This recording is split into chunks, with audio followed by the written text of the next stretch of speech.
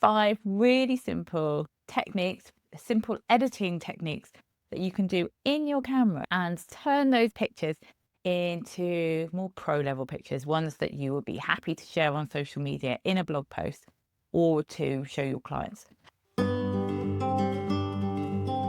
Hi there, hope you're well. Today I am talking about the best camera that you can use to take pictures of your work in progress as you're making it. So when it's on your workbench or on your craft desk, when you're sat down making your pieces and your products that you can be using to capture those shots, and also how we go about editing them super quickly so that you can actually use them. So it won't come as any surprise that the best camera you can use is the one that's nearest to you, the one that you have to hand.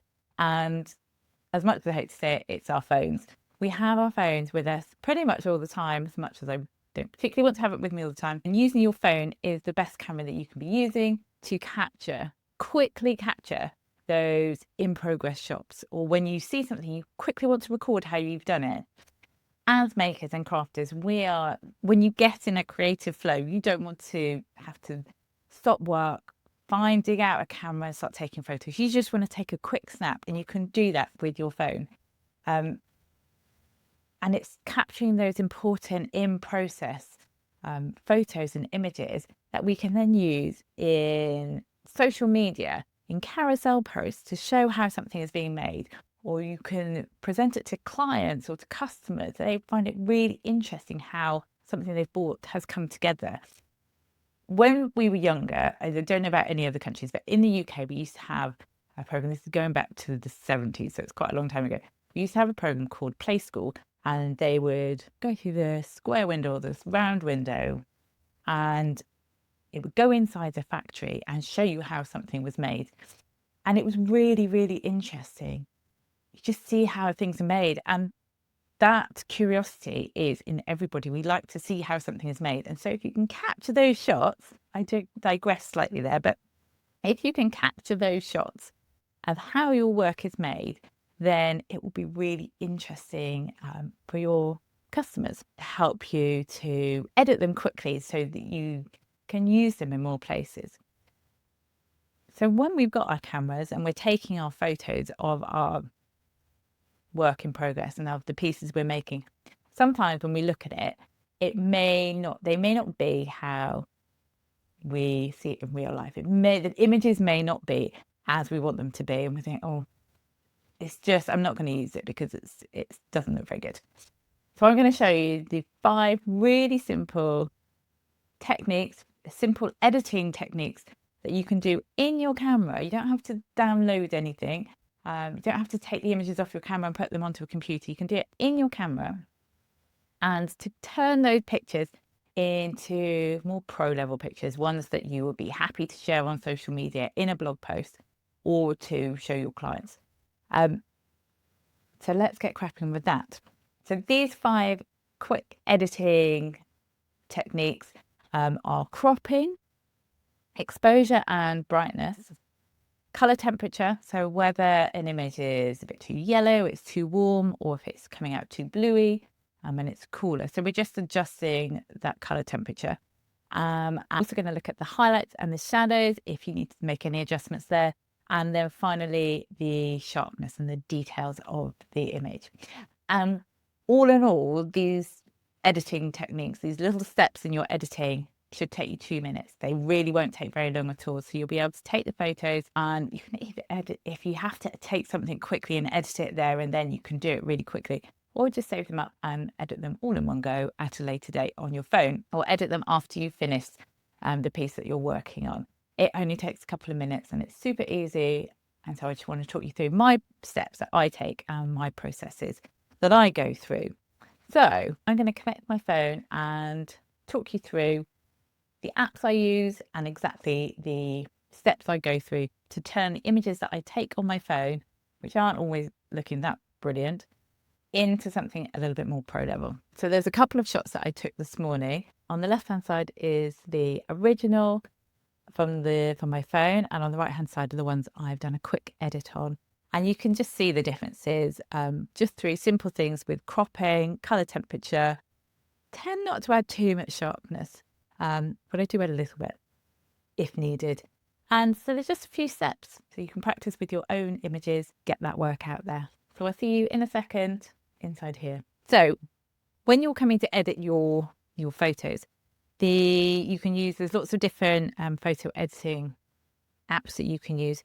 The one that I like to use the most is the Lightroom app. And it's a free app, and there's also a paid version, but you can do these 5 simple editing techniques in the free version, so you don't have to pay for it if you don't want to. And it also works in your camera's photo app as well. So if we use the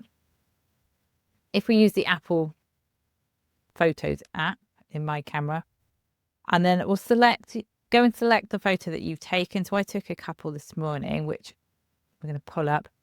And then the first thing you want to do is then go in and edit. And you'll see 3 lines along the bottom here. I'm going to try and show you where I'm tapping with that. You'll see you've got a heart, an eye, and a circle, and then 3 lines. You want to tap on those 3 lines, those 3 slider lines, and this is where you're going to edit your photo. The first one we want to do is actually click on the crop button. What you want to be doing with this first crop is to get rid of anything that's distracting in the photos, remove any objects around the edges that, if you were shooting on quite often I shoot on my workbench on a bit of art paper, because it gives a bit of texture and it's a white or off-white colour, so it works quite well for small pieces of jewellery. But there might be, sometimes I might cut off the corner of the page and I'm photographing it, and so I want to crop that out. But on this instance, it's on the these 2 earrings are on the end of my bench peg. So I'm just going to crop in slightly down here like this, and you can change the size as well as the crop. You doesn't have to be completely independent. So I try and keep it the same dimensions as the photo I've taken. I want to crop this initial image so that I can use it in as many places as possible. So I don't like to go in the first instance and crop it to an exact size of a certain platform. So for like Instagram stories or a post, I like to keep it pretty much the same dimensions. If anything, I keep it to about a 4:5 setting, which is roughly what it's taken it at anyway. So I will also center, you can move it around and center the object that you're photographing as well. So when I'm happy with the crop, I could go in much further, but I actually like to have a bit more detail for this one of the back of the bench peg, just to give a little bit of perspective. So when you're happy with that, you then want to go to, and this is in the phone's camera app, you want to go to adjust the other settings. And there's lots of different things that we're going to do on here. The first one that we mentioned is to change the exposure and brightness. So that will often be shown by a plus and minus button, and it will come up exposure. And use the slider to just bring that up and down until you're happy with it. What you don't want is to go too far that you're starting to blow out these highlights. You want to keep it so it's a nice happy place. Usually in the camera is really good. Your phone is actually really good at getting the correct exposure. So you shouldn't have to do really much on here, but you might want to just lift it slightly. The next thing you're going to do, and you can go along all of these, but the ones that you really need to concentrate on are obviously your cropping, your exposure, and then we're going to change the color temperature. Quite often this looks like, you might also want to tweak the brightness. If you want to lift that up slightly, sometimes it can wash an image out, but depending, you may want to lift that slightly. And then the color temperature is often, the symbol for that is often a thermometer looking symbol, and it says warmth here. This is in the iPhone's Apple's photo app. So we can click on color temperature, so the thermometer thing, and again go up and down, and you can see that's turning more orangey when it's warming it up, and then it goes bluier as you cool it down. If you are shooting something on a white piece of paper, quite often it can come out a bit bluey, so you might want to warm it up slightly. For this one, I'm going to keep it, just warmed it very slightly. That's where it started off at, but I just want to give it a little bit more warmth in there. And then after I'm happy with the color temperature, I'll actually go into the highlights and the shadows just to check I'm happy with those. So the highlights obviously bring out the whites. It's going to blow out if I fiddle with that, so I'm not going to do it on this image. And then the shadows as well, we can lift up the shadows, so you're making those shadows a bit darker. And actually I quite like that. I quite like giving it a little bit more oomph in the shadows. So I'm just going to bring those down slightly. Then the final step in my quick 5-step editing of your phone pictures is to do the sharpening and to bring up the, so you want to scroll along these different settings until you get to the sharpness, which is either a triangle or a diamond. I'll do another image in a moment in the Lightroom app, which is I quite often use, and it has slightly different symbols. And so the sharpness, we're just gonna, I don't want to bring it too sharp. Sometimes it can look a bit off if you go too sharp. So we're just going to add a little bit to that just to really bring out those ruby stones. And that's it. And then when I'm happy with the image, which I am in this case, I'll just click done. Up there, and that's saved our image. The other photo editing app that I use on my phone is the Lightroom app. So I'll show you how it works on there. So if I click on the Lightroom app, it will just open up. And then we just want to come up with your images, your photo library. It might ask you to access your images. So just allow it to access your images or the ones that you want it to access. And then select the photo. So this ring, I'll do one of these rings. So this was on a piece of paper. And you can see it's a bit of art paper. But it's a bit dull. It's not shouting pro photo at me, but I just wanted to take a quick picture as I'm working, so that we can keep a record of what you're doing.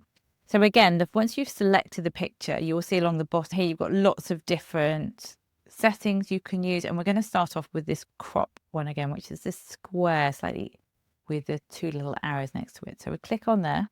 So once we're in the crop tool, you can see all the different things we can do. The first one says 3x4, and that will just, you can select the size or the dimensions, the ratios to crop it to. So if I click 4x5, it just gives a slight, I think 4x5 is a nice size that works with lots of different feature crops you might want to do. It works well for square images because you're not losing the width. And also you've got enough vertical space as well if you say want to crop it for an Instagram story. So from here, we can also tilt if I'm not happy with, you can see the corner of the page there. So I'm going to just bring this down so that when we're changing color, there's not too much going on. I also want to straighten up that back edge. So I'm going to just use this bottom here just to straighten up that line slightly, and that's about the right place. Once I'm happy with the crop, I'll click the tick button at the bottom there. So after the cropping, I want to move on to the other quick edit. So the first one I'm going to do is the exposure and brightness. So I click on the light. So this one's all related to the lights in the photo, and we're going to just tweak the exposure. It is quite dark in this image, so I do want to just bring the exposure up, but I've got those bright diamonds, so I don't want to blow those out. So I'm just going to do it very slightly. In the Lightroom, you also have this curve tool, so we can click on there, and that will just mean we can lift that up. So you see I can lift it too much and it might start to blow out. But I'm just going to place it somewhere. So on your curve tool, towards the top are the whites, and towards the bottom, going down is darker, pulling it up is lighter. And I'm just going to lift that very slightly there. Once we're in this setting, all to do with the light, you've got your highlights and your shadows. So rather than going out and coming back again, I'm going to do it here. We don't really want to do anything with the highlights. The shadows, I don't want to darken them, so I'm not going to do anything with the shadows either. And the next step is the color temperature. And on here it says, in Lightroom it actually says color. You've got that thermometer symbol. So we'll click on there. Now you can see the background, although I've lightened the background paper, it's still got a bit of orangey, a bit of yellow to it, which I don't particularly like. So I'm going to cool this one down. You can see it's just giving it slightly better white color. So I've just taken that down very slightly. I don't want it to go too blue, but I am going to have it about there. And I might go back to the light and just bring that up a little bit more on the curves. I'm just going to bring that up to there. So once I've got that, I've done the you've done your highlight, shadows, the color temperature, and all these are tiny little tweaks that you're going to be doing. But they can make a huge difference. And then the final step is the sharpness and the detail. So when you go along here, you will see a triangle for the details. And you've got different options here. You've got sharpening, noise, and color. So I am going to, and again, you can change, play around. I always say play around with the settings because you may discover something that works really well for you. Now, I don't like sharpening too much because I think it can make it look a bit strange, but I am going to sharpen that a little bit there, maybe a bit less, and then that's it. And if you wanted to add any other effects, you can add some vignetting in, if you like that. I don't particularly like that. I think it makes the images look a little bit dated. So that's it. And then on here you need to save your image so it goes back into your camera roll. So you've got this box with an arrow at the top, on the top line. We'll click on there. And you want to save a copy to your device. And that means you'll keep the original and then this will be your new copy. So we'll save that and that will go into our camera roll. So I hope that was useful for you. A couple of quick tips. Number one, make sure you keep your original photo. So always save as a copy when you finish your editing, so you keep that original photo in case you should ever need it in the future or you want to re-edit it in any way. Number two is often less is more. So when you're doing these little editing steps, keep them quite subtle. Don't go all guns blazing and make huge alterations to your original image because it will look off. So if your image, when you take it, if your photo when you take it looks like it's not going to be very good, and you're not going to be able to edit it, take it again. You've got to start off with something reasonably good that you'd be happy with, and you're just doing these very small, subtle changes, subtle edits to turn it into a more pro-looking photo, one that you'd be happy to use. And the third one is to keep your editing style consistent. When you're just starting out to edit your photos on your phone, play around, see what you like, see what you don't like. But once you are happy with an image, try and keep those editing styles the same throughout all your in-camera edits so that there is consistency with your images, so that they all tie in with your brand and they look similar. And remember, your camera phone, here it is the best camera that you're going to be using when you're at your workbench, when you're making your craft, because it's the one that's going to be to hand. You don't have to have really expensive equipment. Obviously, in the future, you can invest in it. You can invest in a photo shoot for your products. But as you're working, you want to also be able to take them quickly as you're working to capture those moments at your workbench, at your craft desk. And so being able to master these quick 5 simple editing techniques will just up-level your images and you'll feel more comfortable about putting your work out there.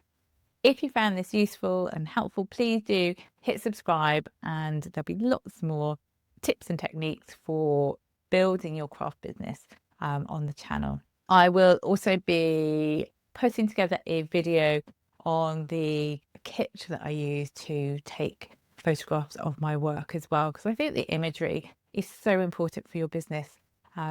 We share images with people all the time.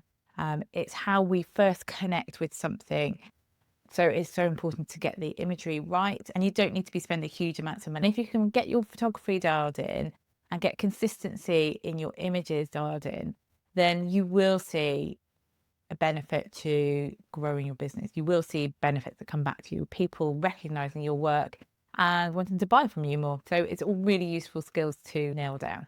And that's it for this video. Don't forget to hit subscribe and leave me a comment, and I will see you in the next video.